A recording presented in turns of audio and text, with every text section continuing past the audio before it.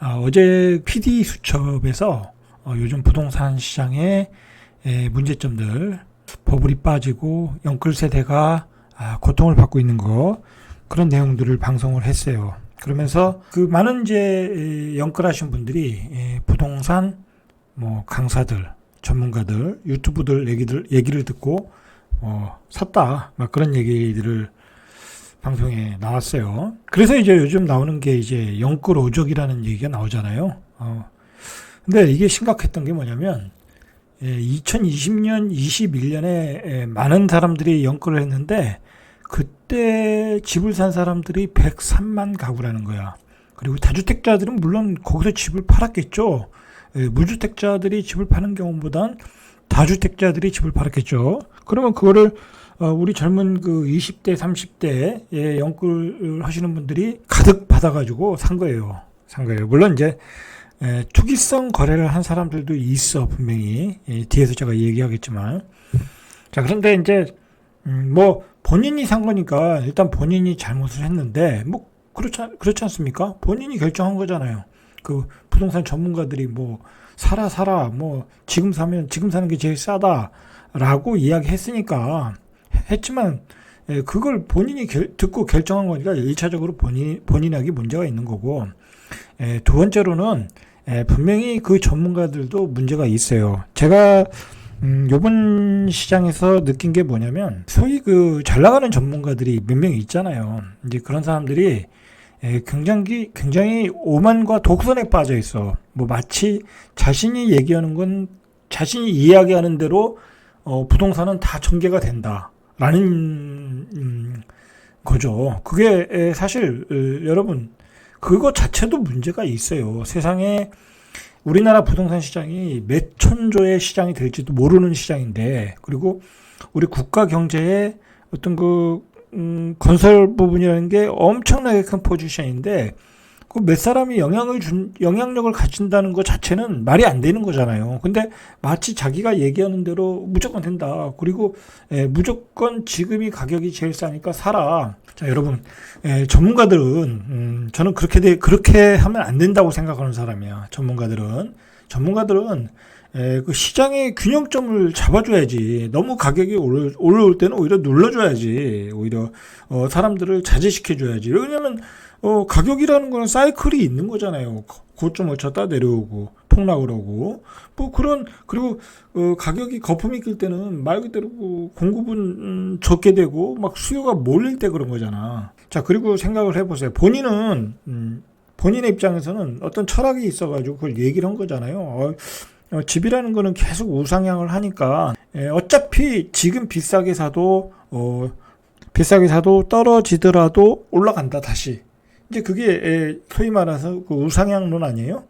초등학생도 아는 얘기지만, 이게 평균적으로는 그렇게 얘기할 수 있지만 영끌어오는 사람들 입장에서는 안 그렇잖아. 예를 들어서 지금 집을 융자를 받아서 80% 정도 대출을 받아서 사는데, 그 집값이 고점을 쳤다가 하락을 할 때 원금이 날아가는 상황이잖아. 그죠? 과연 그런 상황을 그 부동산 전문가들, 소위 점쟁이 같은 그 전문가들이 배려하고 이야기했겠냐 이거야.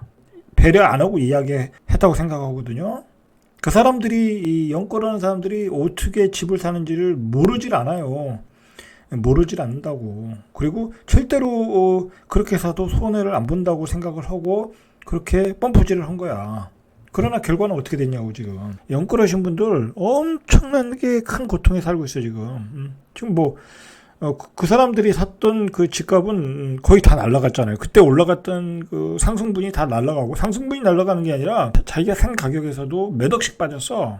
그러니까 지금 원금도 안 남은 거야. 지금 원금이 다 날라간 거지.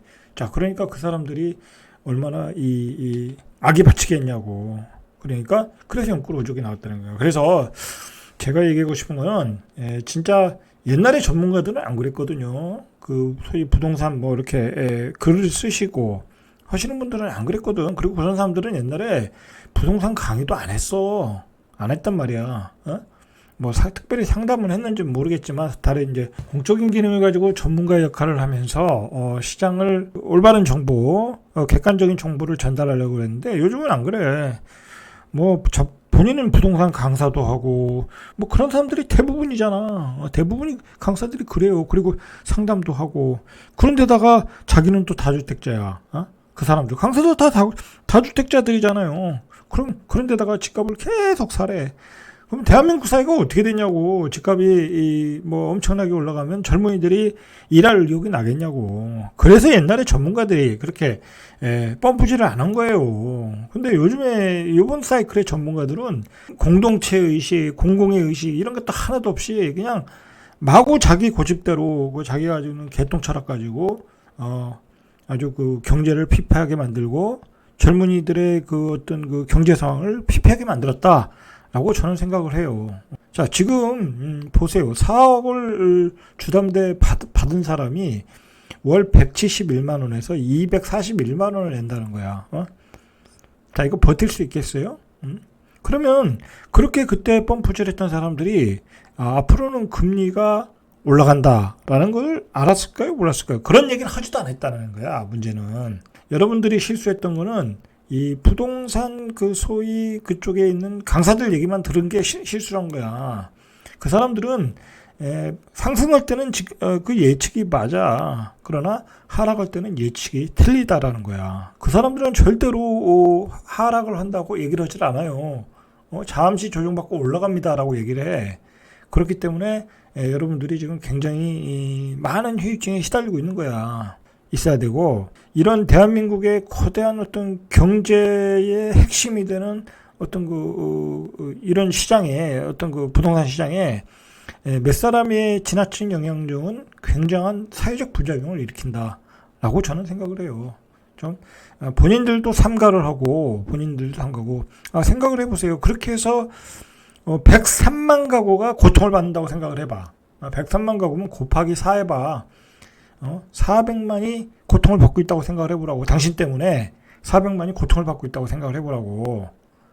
잠이 오겠냐고. 그러니까 요즘도 계속 나와서는 얘기가 조정받으면 사라. 그래서 조정받아서 샀는데 또 떨어지고 있잖아. 그거 어떡할 거냐고. 그렇게 얘기하면 안 된다는 거야, 안 된다. 어떤 너무 지나치게 너무 사적인 얘기들을 그렇게 하면 안 된다는 거야, 전문가들은. 개인적으로야 상담을 하면서 뭐 어떤 소리를 한들 뭐라고 그러겠어요. 그러나 대중을 향해서 하는 방송이나 신문에서 이야기하는 것 가지고 너무 그렇게 뭐 심지어는 막 요즘 아파트도 찍어서 얘기해. 막 그냥 수만이 보는 글에 막 아파트도 찍어서 이거 싸니까 사라. 그게 말이 되냐고. 그게 뭐예요? 그거 가격 방어하는 거잖아, 그게. 그게 가격 방어, 말 그대로, 가격이 너무 떨어지니까 가격 방어하는 거 아니야. 대중들한테 인기를 받는 사람이 그렇게 하면 되겠어요? 그러면 안 되는 거야, 그거. 인간적으로, 제가 아무리 봐도, 양심적으로 봐도, 그건 아니라고 봐. 계속 얘기하지만, 개인적으로 상담하는 건 괜찮지만, 그 대중적인 글에 어디 아파트를 하나 찍어가지고, 이거 이 가격 정도면 사야 되는 거 아니야? 그렇게 얘기는 못 한다는 거야. 저도 블로거지만, 저도 예를 들어 뭐 세종에 있는 아파트 하나 찍어가지고, 이 가격이면 사도 됩니다. 그렇게 얘기 못 해요. 어떻게 그렇게 얘기했냐고. 그 얘기는 뭐예요? 가격 조작이야, 그건. 내가 보기엔 가격 조작이야. 그건 가격 조작이라고 봐야지. 그러면 안 된다, 절대로. 좀 자중을 할 필요가 있다. 내가 말하는 것에, 내가 글을 쓰는 것에 수많은 사람들이 영향을 받는 거예요. 저도 요즘 최근에 이제 방송을 하는데, 이제 피드백이 오잖아요. 제 아는 사람도 보고, 뭐 여러 가지 피드백이 오면 굉장히 제 방송을 진지하게들 본다는 거야. 그러니까 저도 진지하게 할 수밖에 없더라고. 그래서 너무 자극적인 얘기를 하면 안 되겠다. 뭐 가령 예를 들어서 최근에 시장이 폭락을 하잖아요. 뭐 그러니까 폭락을 하는데 지나치게 또 폭락을 강조하다 보면 뭐 괜히 나 때문에 또 매도하는 사람이 있을 수 있잖아.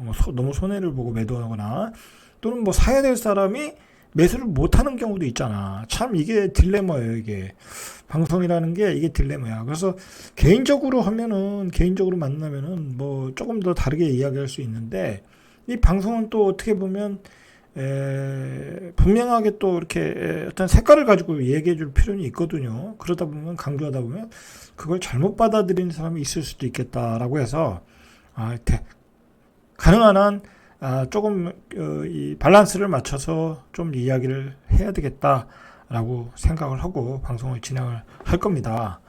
그리고 뭐 나중에 언젠가는 또 집을 사야 되잖아요. 뭐 이렇게 또 폭락할 때가 어느 시점에 가면 좋은 기회가 되니까 예를 들어 사야 될 시점에 집을 사세요. 막 무조건 또 사세요. 그렇게 얘기도 못 해요. 왜냐면 뭐 제가 대단한 그 유튜브는 아니지만 나름대로 다 보잖아요.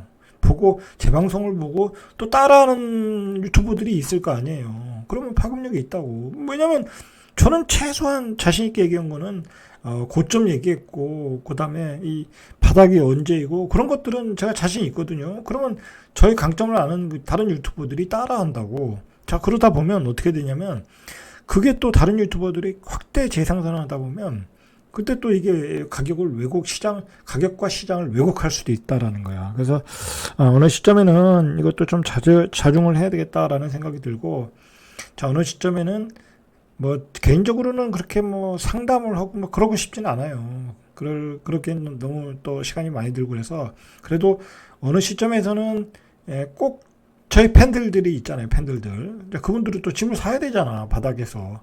그런 그분들 상대로 최소한의 분들만 좀 상담을 해드려야 되겠다라는 생각도 들더라고요, 요즘은.